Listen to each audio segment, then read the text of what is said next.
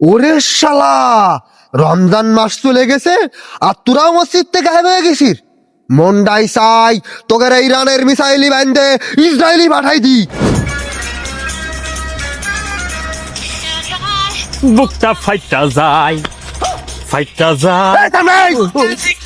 তুই নানটু সাবাল না, পুরো 30টা জাতি মসজিদ ইফতারি করেছিস, পাঞ্জাবি টুপি ছাড়া রাস্তায় বেরোসনি। আর এখন তেন বসে বলে ফাইটিয়ে যায় সিরে যায় শুনতে। পুরো রমজান মাস তোকের জন্য মসজিদ ছিল হাউসফুল, ইমামের পিছনে জায়গা পায়নি, মসজিদের বাইরে দাঁড়িয়ে একামত দিচ্ছে নামাজ হয়েছে। ওরে শালা, রমজান মাস চলে গেছে আর তোরাও মসজিদ থেকে গায়েব হয়ে গেছিস।